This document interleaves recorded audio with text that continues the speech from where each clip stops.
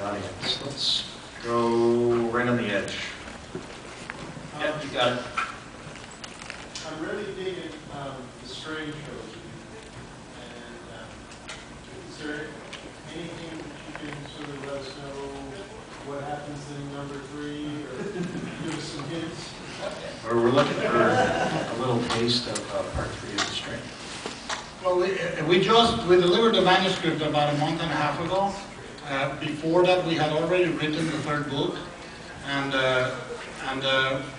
we were very, very anxious about it. And I wrote to Chuck.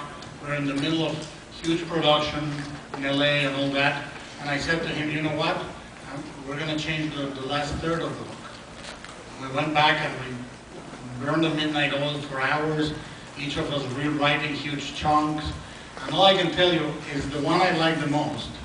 And we got a fantastic response to the book from Stephen King, the 3rd book, and it's really awesome. And we fulfill a promise we made in the 1st book that guys that you like, we're going to do things that you don't like, and guys that you don't like, we're going to do things that you were going to like, and that not everybody was going to make it out alive. We're cruel motherfuckers to our characters. The 3rd book is brutal, is relentless, is epic in scope, and I think that is the one I'm the proudest of, and I hope people like it. It's coming out in about a month. It's coming out October 25th. Our publishers went insane because I was like a helicopter parent, sending new revisions every day and promising, look, I promise you this if you do this revision. I ran out of promises, and without revision he said, no, we're not doing that, because we were being translated to I don't know how many languages and stuff like that, but we poured our heart into the string, and I hope you like it. And there's a lot of surprises coming your way, like Jack Nicholson said to Wendy. This is Stephen King that you were talking about? Okay, Frank. Let's take one more, and I'd like it to be about mimics. We can bring this thing back around. Right here. Yeah, I just want to ask about the actual special effects on that movie. Like, how long did it take to actually get all the special effects and stuff like that? We have a special effects question. I think we're trying to get at how long did it take to make up one of the mimic creatures?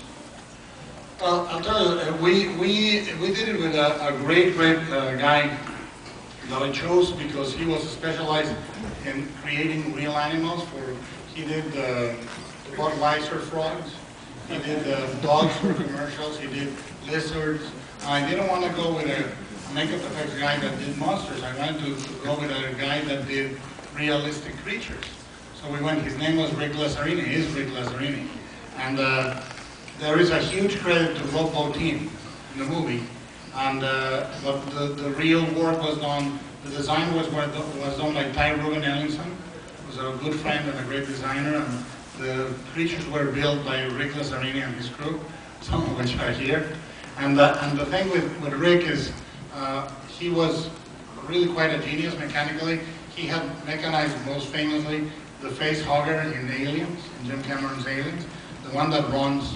That gives you the super creeps. Cannot ever be fucking matched by a CG face hugger in our life, you know.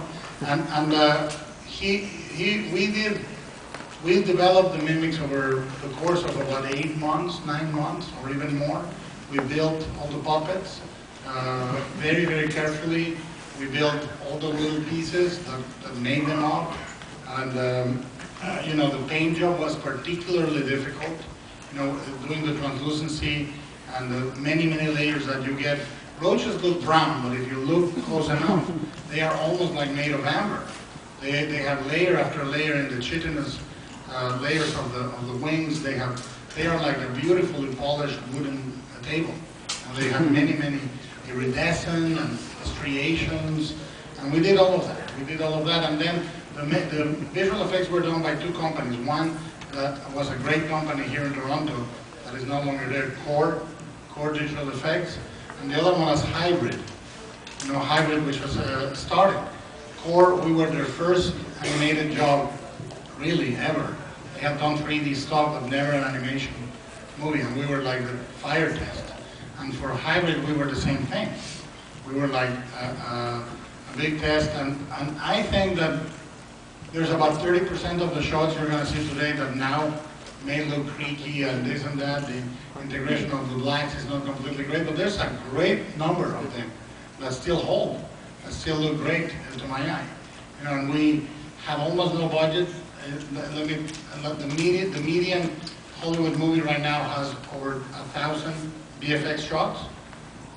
We were one of the early movies in digital. We have 75 shots.